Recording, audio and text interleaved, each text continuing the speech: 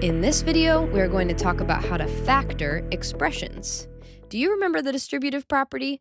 When we were able to take a number outside a set of parentheses and multiply it by each term inside the parentheses so that those parentheses would unlock and we could rewrite this as 5x plus 15?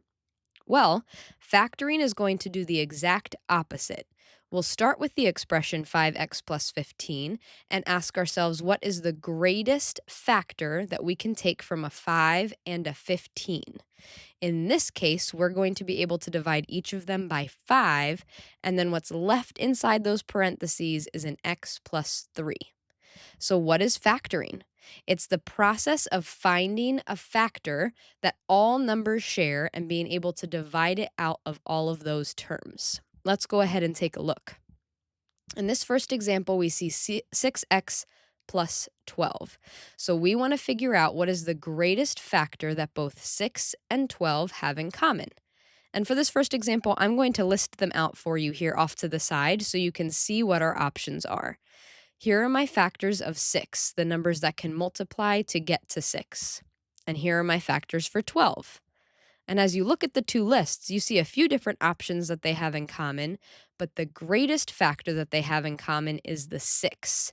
So we want to pick the greatest factor so that what's left inside the parentheses has nothing more that can be divided out. I'm going to take that 6 and place it outside a set of parentheses and then see what's left inside if I divide each term by 6. 6x divided by 6 is just 1x, and 12 divided by 6 is plus 2. And the best part about this process is you can check your work by using the distributive property. If I distribute the 6 to both terms inside the parentheses, I'm left with 6x plus 12, which matches the expression we started with. So that lets me know that 6 times the quantity of x plus 2 is my final answer. Let's try another one. Here's the expression 21 plus 14x. I want to know what is the greatest factor between 21 and 14. And if you're unsure, go ahead and make a list for yourself of the factors of each of these numbers. 7 is the greatest common factor that we can divide 21 and 14 by. So what's left inside those set of parentheses is whatever 21 divided by 7 is, and 14x divided by 7 is. In this case, that's 3 plus 2x. I'm going to check my work one more time just to make sure. And 7 distributed to those terms inside the parentheses leaves me with that 21 plus 14x. So that lets me know that I made my final answer correct. I'll show you one last example here that's a little different. In this example, we see that first term has a negative sign in front of it.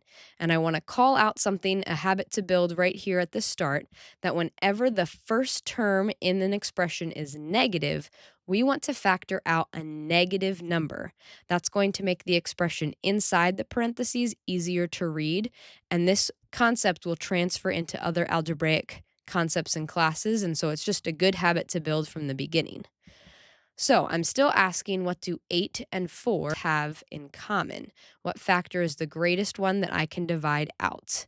And in this case, it's a 4, but I'm going to make it a negative 4 since that first term is negative.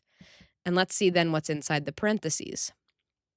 Negative 8x divided by negative 4 is going to give me a positive 2x.